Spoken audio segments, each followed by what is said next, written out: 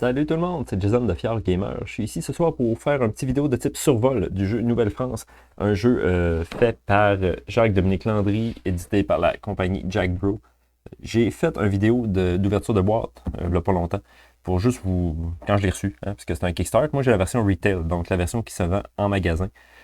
J'ai déjà fait l'ouverture de boîte, j'ai survolé pas mal le matériel qu'il y avait dedans quand je l'ai fait. Dans cette vidéo-ci, je ne passerai pas toutes les composantes une après l'autre. Vous l'avez déjà vu. Au pire, allez voir sur ma page YouTube, dans les vidéos, vous allez le trouver assez facilement si vous voulez voir exactement chaque composante et comme de plus près. Donc aujourd'hui, je vais me contenter de parler des règles et en deuxième partie, donner mon point de vue sur le jeu. J'ai déjà quelques parties de jouer à 2 joueurs, bien évidemment, avec le COVID, on ne peut pas vraiment jouer à bien plus que ça, en tout cas dans notre cas. J'ai joué également une partie avec ma conjointe et ma fille de 8 ans. Je vous en parlerai aussi, là, le jeu a même des règles adaptées qu'on peut comme simplifier un petit peu, puis ça se joue super bien. Fait que je vous en reparle aussi tantôt. Fait que sans plus tarder, on va se faire un petit survol des règles, question de voir comment ça joue. Allons-y.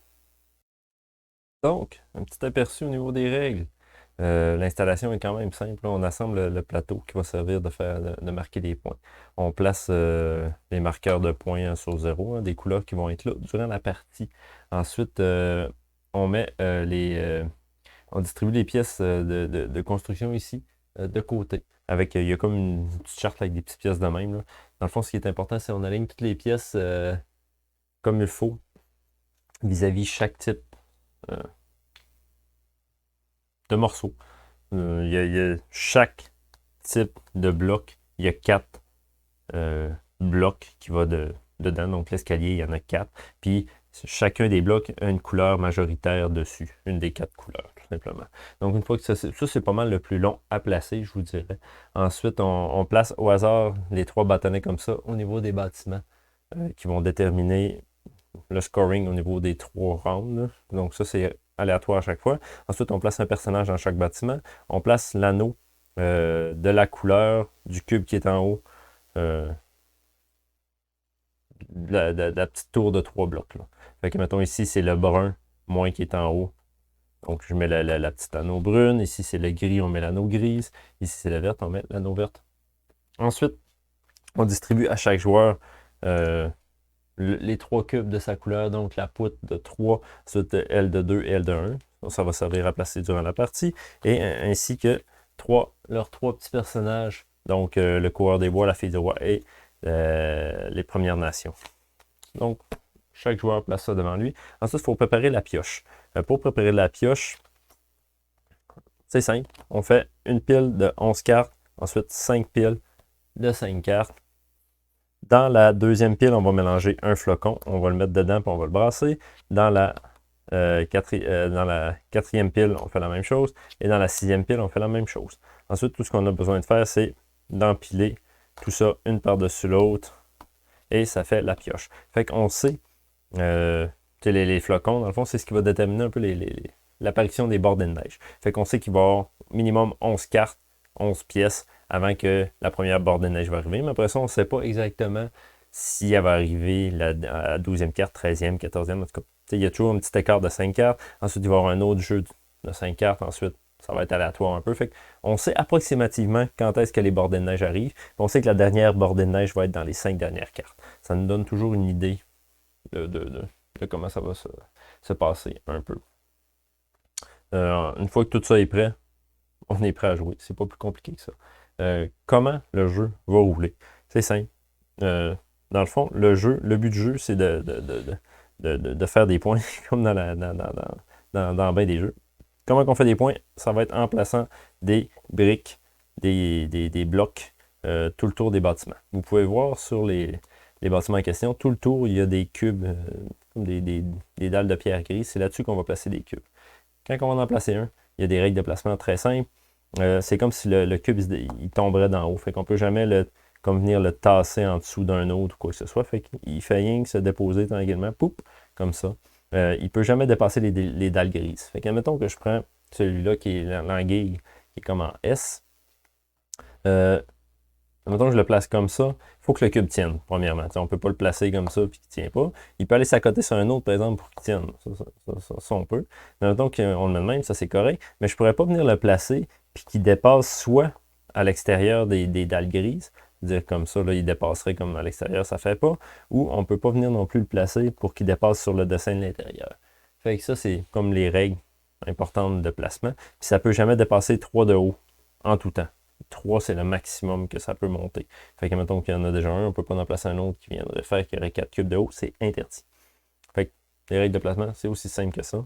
Puis quand on place des cubes, on gagne des points, dépendamment du nombre de cubes, ça je vais vous l'expliquer durant le tour. Puis on va en gagner à chaque bordée de neige. Donc durant le tour d'un joueur, qu'est-ce qui va se passer? Au début du jeu, on tourne les 2 premières cartes, on les place à leur place. Fait que mettons que je pige la girouette, je la place ici à la girouette.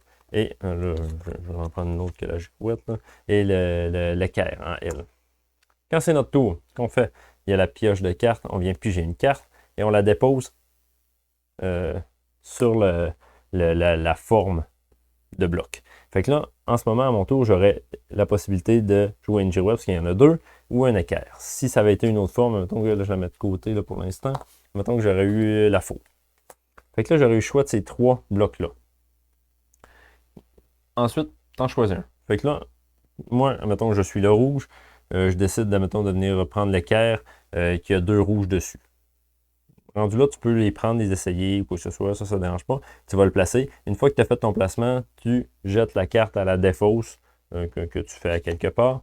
Puis, ça fait que quand c'est ton tour, tu as toujours le choix entre 3 types de blocs, à moins qu'il y en ait plusieurs d'un même type, empilés une par-dessus l'autre. Dans ce cas-ci, tu as moins de choix, mais la plupart du temps, grosso modo, tu as pas mal tout le temps le choix entre 3 ou 2 blocs.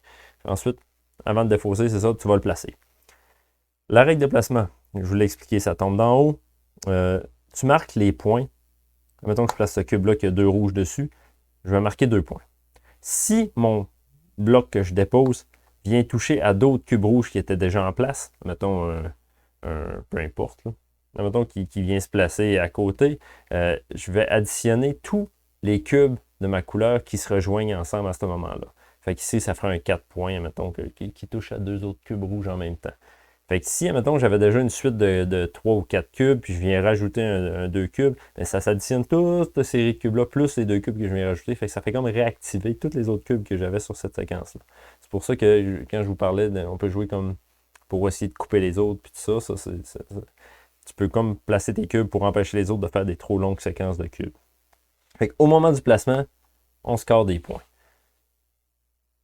Ça continue de jouer comme ça. Jusqu'à temps qu'on. Puis là, une fois que tu as placé ton cube, ça tombe au joueur d'après. Fait que lui, à son tour, il pige une carte, il la place sur la charte ici, il choisit un des 3 cubes disponibles. Ensuite, il discarte la carte du cube qu'il vient de choisir. Puis ça va même, ça roule, ça roule, ça roule. Jusqu'à temps qu'il y ait la première bordée de neige. Avant la première bordée de neige, vous pouvez, à place de piger une carte puis jouer, vous pouvez placer votre cube de 3 de votre couleur n'importe où, à place de piger une carte.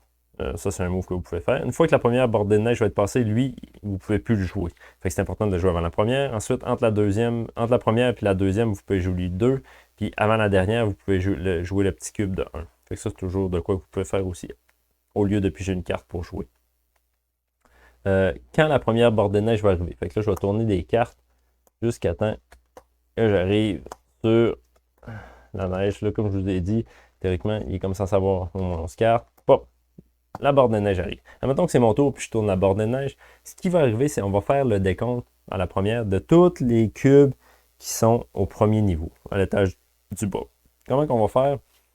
C'est que, admettons, sur le bâtiment ici, le bloc du bois, c'était 2. Donc, tous les cubes qui sont en bas vont valoir 2 points lors du décompte. Fait que, tu comptes ton nombre de cubes qui sont en bas, puis tu multiplies par 2, puis tu avances de ça de points. Admettons, il va y avoir un bâtiment aussi que vous allez perdre 1 point, le moins. Perdre 1 point par cube que vous avez en bas lors de la première bordée. Et l'autre bâtiment, ça va être gagne 1 point par cube que vous avez en bas. Une fois que c'est fait, une fois que le décompte est fait, vous allez venir placer les bordées de neige. Les bordées de neige, qu'est-ce que c'est? C'est les fonds ou le bois, dépendamment de la version que vous avez. Vous allez venir juste le clipper autour, comme ça. C'est beau. Fait que vous venez le mettre autour du bâtiment comme ça. Puis ça fait, la neige est juste l'épaisseur de 1 cube. Fait que ce que ça fait, à partir de maintenant, tous les cubes qui sont en bas du niveau de la neige, ça veut dire là pour le moment, après la première bordée, c'est tous les cubes du premier niveau, ils ne valent plus dans les décomptes de points. Fait que quand vous placez des cubes, quand vous refaites des décomptes, peu importe, ça ne vaut plus de points. Fait que, ils sont encore là, il faut encore placer les cubes, mais quand tous les cubes qui sont dans la neige, ils ne scorent plus. Fait que, après ça, vous continuez à jouer. Il va y avoir la deuxième bordée de neige. La deuxième bordée de neige, vous allez maintenant compter selon la charte qui est dans le milieu. Fait que là, ici, ça va être rendu que les cubes de la deuxième étage vont valoir 1 point. Ici, ils vont valoir 2 points. Ici, ça va soustraire 1 point. On joue, on joue, on joue, jusqu'à temps que la troisième bordée de neige arrive. Ce qui veut dire que la partie se termine. Là, rendu là, quand la troisième bordée de neige arrive, on fait ici, ça serait rendu l'étage du haut, ça va être on perd 1 point par cube. Ici, ça va être gagné 1 point. Ici, ça va être gagné 2 points par cube. Puis après ça, c'est terminé. J'ai oublié de vous dire aussi quand que vous pigez un flocon, ça annule pas votre tour. Là. On fait le décompte des points, on met la bordée, mais par la suite, vous repigez une autre carte, puis vous faites votre tour quand même. Fait que, globalement, c'est pas mal ça. Sinon, il y a les 3 personnages qu'on a distribués. Ça, vous pouvez les activer une fois par bordée de neige. Fait qu'en début de partie, vous pouvez les activer. Vous les tournez quand vous l'utilisez. Puis, quand il y a une bordée de neige, on les retourne de l'autre côté. Puis, vous pouvez les réutiliser jusqu'à la prochaine bordée de neige, etc., etc., etc. Les personnages, il y a le coureur des bois. Ça, dans le fond, il se joue durant le tour de vos adversaires. C'est, admettons qu'il y a un de vos adversaires qui fait un bon move, qui score pas mal de points. Vous pouvez dire coureur des bois. Fait que, quand vous dites ça, mettons que lui, il avait fait un placement qui lui donnait 4 points. Si vous dites coureur des bois, vous gagnez la moitié. Hein. Dessus, il est marqué la moitié de son score en points. Fait que s'il faisait 4, vous faites 2. Avant les modificateurs. Hein, parce qu'il y a aussi le personnage, la fille du roi, qui fait que durant vos tours, si vous êtes, vous faites pas mal une belle petite ligne de points qui vous donne 4 ou 5 points, c'est même 6 des fois, vous pouvez utiliser la fille du roi pour doubler ce nombre de points-là. Fait qu'un mouvement qui vous donnait 6 points va vous donner 12 points, ce qui est vraiment très bon. Le coureur des bois, admettons que quelqu'un joue le coureur des bois, il ne gagnera pas la moitié de votre total avec la fille du roi. Ça va être sans la fille du roi, comme votre mouvement flat, là, pas de bonus. Sinon, le jeton des Premières Nations, quand vous l'utilisez, c'est avant votre tour ou après votre tour. Ça vous permet d'aller voir les 3 premières cartes du paquet de la pioche et de les réorganiser dans le sens que vous voulez, dans l'ordre que vous voulez, tout simplement. Fait que ça, c'est les 3 personnages que vous pouvez utiliser, comme je vous dis, une fois par bordée de neige, comme on peut dire. Sinon, autre chose aussi, les personnages, à quoi ils servent. Hein? Il y a un personnage qui a un 15 points, un 10, un 5. C'est simple, c'est que si à un moment donné, quelqu'un place un bloc, puis que vous regardez vu de haut, puis il ne reste aucun gris, aucune dalle grise vue de haut, la personne qui fait ça remporte le personnage, puis à la fin de la partie, il va faire ce nombre de points-là de plus, tout simplement. Fait que c'est de quoi qui est vraiment important à surveiller au fil de la partie. C'est pas mal ce qui fait le tour du jeu, des règles. Bon, ben on est déjà rendu au moment où je vous parle de mon point de vue, de ce que j'ai aimé, ce que j'ai moins aimé. Première des choses, en ouvrant la boîte, on le voit tout de suite, les composantes. Les composantes, c'est un gros plus dans ce jeu-là. Tout est vraiment super sharp. Tout est beau. Des gros cubes de bois bien chunky, comme on les aime. L'esthétique, tous les dessins qu'il y a sur toutes les pièces de carton, les personnages dans le livret, la boîte, les cartes, écoute, je trouve que tout est parfait. Même, ils ont même pensé au niveau des personnages, dépendamment de ta couleur, tu n'auras pas les mêmes dessins dessus. Puis, les tribus natives amérindiennes, tu as plusieurs tribus, dépendamment ils ont toutes les mêmes habiletés, là, mais juste d'avoir pensé de mettre des dessins différents, je trouve que c'est déjà un petit plus qui fait que le jeu est plus personnalisé un peu. Puis j'aime vraiment beaucoup. Puis, le thème de la Nouvelle-France, c'est pas un thème qui a été beaucoup exploité. C'est pas quelque chose qu'on voit souvent. Personnellement, quand j'avais vu le jeu, c'est pas quelque chose qui m'attirait tant que ça comme non. Quand je l'ai vu, bon, ouais, je suis pas sûr.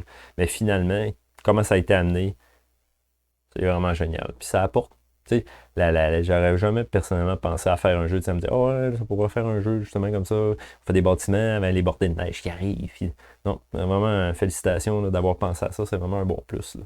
Ensuite, au niveau des règles, le livre de règles est vraiment pas épais. Il y a 8 pages au total, mais ça inclut la page de la fin avec les remerciements puis les matériels. Fait que, tu sais, en vrai, il y a plus comme 6 pages de règles.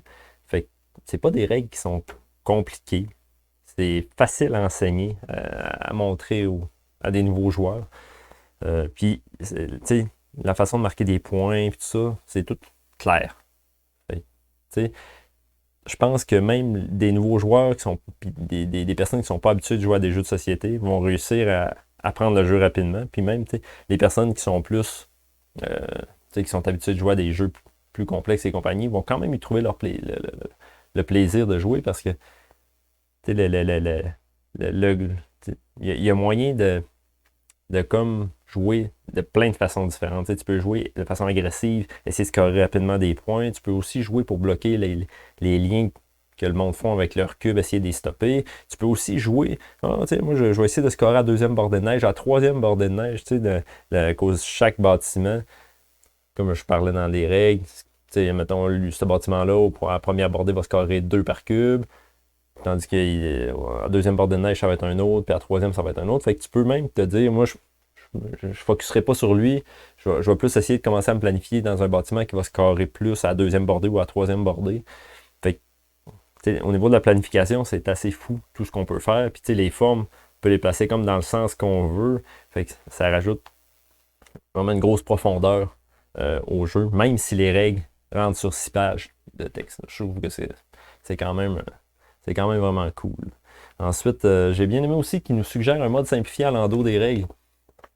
C'est un peu avec ça que j'ai joué avec ma fille de 6 ans et ma conjointe. Juste le fait de jouer sur le nombre de cartes que tu as le choix. Parce qu'à chaque tour, tu piges une carte, tu la places sur la track. Puis tu as jusqu'à 3 choix de briques que tu peux aller chercher. Puis là-dedans, tu as jusqu'à 4 briques aussi, 4 blocs. Mais il y a une version simplifiée qui suggère, c'est juste de piger une carte, puis tu as le choix dans ce type de briques-là. Fait que, avec ma fille de 8 ans, c'était vraiment super, c'était parfait. Puis le seul personnage qu'on a enlevé, moi, c'était lui qui permet de voir les 3 prochaines cartes. Puis de les mettre dans l'ordre qu'on veut. Puis je me disais qu'à son âge, c'était pas nécessaire. On a cependant gardé quand même elle qui multiplie les points par 2 d'un de ses moves. Puis lui qui te permet d'aller chercher la moitié des points de quelqu'un qui vient de faire un placement. Fait que. Puis même que ma fille a fini quand même assez proche dans le pointage que j'avais eu cette partie-là. Fait que, ça c'est quand même vraiment le fun aussi, qu'il y a possibilité d'avoir du plaisir, peu importe l'âge un peu qu'on a, on peut jouer avec des plus jeunes, puis quand même, ça roule super bien. Là. Ensuite, de voir un peu les bâtiments qui se construisent au travers, tu rajoutes des briques, puis là, ça fait un peu des structures, ça fait pas des bâtiments, ça fera pas une église à la fin. À la fin de la partie, tu n'auras pas une église, un moulin, puis une redoute, là.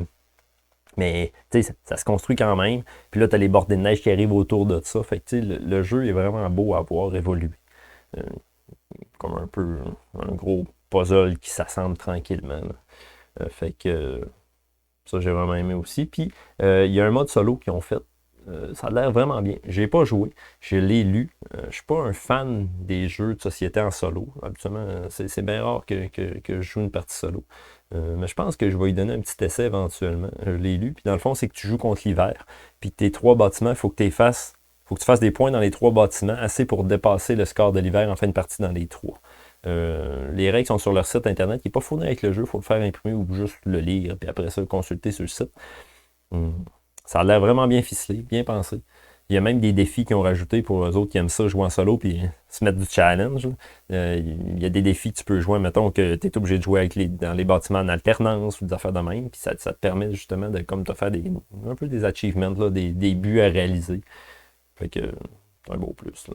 Sinon, côté négatif, j'en ai pas tant. Là, parce que, somme toute, là, c'est un jeu que j'ai vraiment aimé jouer, puis que je vais sûrement jouer beaucoup.